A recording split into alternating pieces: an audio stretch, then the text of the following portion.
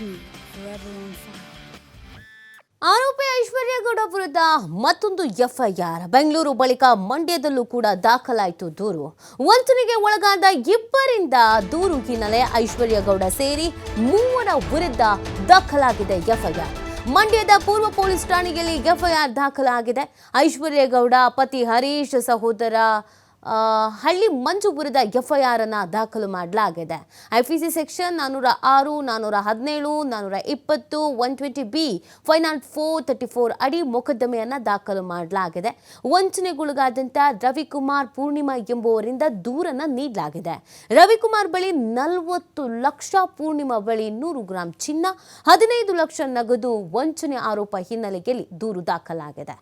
ಈಗಾಗಲೇ ಡಿ.ಕೆ. ಸುರೇಶ್ ಅವರ ತಂಗಿ ಅಂತ ಹೇಳಿಕೊಂಡು ಸಾಕಷ್ಟು ರೀತಿಯಾದಂಥ ವಂಚನೆ ಮಾಡಲಾಗಿದೆ ಅನ್ನುವಂಥ ಒಂದು ಆರೋಪ. ಇದರ ನಡುವೆ ಮಂಡ್ಯದಲ್ಲೂ ಕೂಡ ದೂರು ದಾಖಲಾಗಿದೆ. ಈಗ ಮತ್ತೆ ಬ್ಯಾಂಕಿಂದ ಸರ್ ಐಶ್ವರ್ಯ ಗೌಡ ಅಂತ ಈಗ ಫೇಮಸ್ ಆಗಿರೋದು. ಅವರು ನಮಗೆ ನವ್ಯಶ್ರೀ ಅಂತ ಇದ್ರು ಕಿರ್ಗಾಂದೂರಿಂದ. ಅವರು ನಮಗೆ ದುಡ್ಡು ಕೊಡ್ತೀನಿ ಅಂತೇಳಿ, ಡಬಲ್ ದುಡ್ಡು ಮಾಡ್ತೀನಿ ಅಂತ ಹೇಳಿ ನಮ್ಮ ಮನೆ ಮೇಲೆ ಹಡ ಇಟ್ಟಿಸಿ ತೊಗೊಂಡಿದ್ದಾರೆ. ನಾವು ಹುಡುಕಿ ಸಾಕಾಯಿತು. ಮನೆ ತೆಗೆಲ್ಲ ಹೋದ ಸತ್ತು ಕೇಳಲಿಲ್ಲ. ಅವರು ಕೇಳಿ ಸಾಕಾಯಿತು. ಮತ್ತೆ ನಮಗೆ ಅವ್ರು ಅವತ್ತಿಂದ ಪ್ರೂಫ್ ಸಿಗಲಿಲ್ಲ. ನಾವು ಯಾವುದೇ ಹಣ ಕೊಟ್ಟಿರೋದಕ್ಕೂ ಪ್ರೂಫ್ ಇಲ್ಲ. ಅಂದರೆ ಏನಾಗಿದೆ, ಬೈ ಕ್ಯಾಶ್ ಕೊಟ್ಟಿರೋದೆಲ್ಲ ಬ್ಯಾಂಕಿಂದ ಸಾಲ ಮಾಡಿ. ಈಗ ಅದನ್ನು ನಾವು ಕೇಳೋಕೆ ಹೋದರೆ ಏನು ಅಂತ ಕೊಡ್ತೀನಿ ಅಂತಾರೆ ಹೊರತು ಅದನ್ನು ಮಾಹಿತಿ ಕೊಡ್ತಾಯಿಲ್ಲ, 1 ರೂಪಾಯಿನೂ ಕೊಡ್ತಾಯಿಲ್ಲ. ಅವರು ಪರಿಸ್ಥಿತಿ ಹಂಗಾಗಿದೆ. ನಾವು ಅದಕ್ಕೆ ನೋಡ್ಕೊಂಡು ನಾವು ಸುಮಾರು 4-5 ವರ್ಷದ ಸುಮಾರು ನೋಡಿ ಸಾಕಾಯಿತು, ಸಿಗಲಿಲ್ಲ. ಅವರು ಈಗ ವನಿತಾ ಅವರು ನಮಗೆ ಕಂಪ್ಲೇಂಟ್ ಕೊಟ್ಟು ಅವರು ಅರೆಸ್ಟ್ ಆದಮೇಲೆ ಅವರು ಸಿಕ್ಕಿದ್ಮೇಲೆ ನಾವು ಮಂಡ್ಯದಲ್ಲಿ ಕಂಪ್ಲೇಂಟ್ ಕೊಡ್ತಾಯಿದ್ದೀವಿ. ಯಾಕೆ ನಮ್ಮ ದುಡ್ಡು ಕೇಳಿ ಮನೆ ಹತ್ರ ಹೋಗಿ ಸಾಕಾಯಿತು. ಬೆಂಗಳೂರು ಹತ್ರ ಹೋಗಿ ಕೇಳ್ದೋ, ಜನವರಿ ಕೊಡ್ತೀನಿ, ಡಿಸೆಂಬರ್ ಕೊಡ್ತೀನಿ ಅಂತ ಹೇಳ್ತಾನೆ ಬಂದರು. ನಮಗೆ ತಡ್ಕೊಳಕ್ಕಾಗಿಲ್ಲ ಪರಿಸ್ಥಿತಿ. ನಾವು ಸಾಲ ಮಾಡ್ಕೊಂಡಿದ್ದೀವಿ. ಈಗ ಮತ್ತೆ ಬ್ಯಾಂಕಿಂದ ಸಾಲ ತೆಗೆದು ಮತ್ತೆ ಬ್ಯಾಂಕ್ ಟಾಪಪ್ ಮಾಡಿದ್ದೀವಿ. ಬಡ್ಡಿಗಳ ಒಡವೆಗಳ ಬ್ಯಾಂಕಲ್ಲಿದೆ.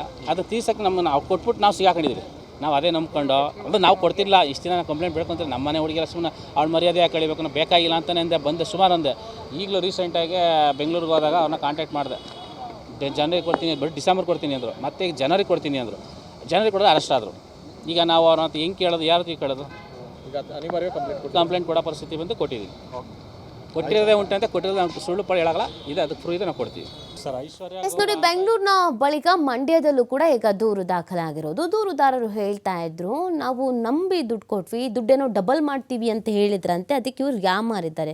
ಖುಷಿ ಅಲ್ವಾ, ಹಣ ದುಪ್ಪಟ್ಟಾಗತ್ತೆ ಅಂತಂದರೆ ಯಾರು ಬೇಡ ಅಂತಾರೆ ಹೇಳಿ. ಇವರು ಕೂಡ ಅದೇ ಥರ ಟೋಪಿ ಹಾಕಿಸ್ಕೊಂಡಿದ್ದಾರೆ. ಜೊತೆಗೆ ಇವರು ಇನ್ನೊಂದು ರೀತಿಯಾದಂಥ ಸಮಸ್ಯೆನ ಎದುರಿಸ್ತಾ ಇರೋದು ದೂರುದಾರ ರವಿಕುಮಾರ್ಗೇನು ಅಂದರೆ, ಹಣ ಕೊಟ್ಟಿದ್ದಾರೆ ಅಥವಾ ಆಕೆ ಹಣವನ್ನು ತೆಗೆದುಕೊಂಡಿದ್ದಾಳೆ ಅನ್ನೋದಕ್ಕೆ ಡಾಕ್ಯುಮೆಂಟ್ಸ್ಗಳಿಲ್ಲ.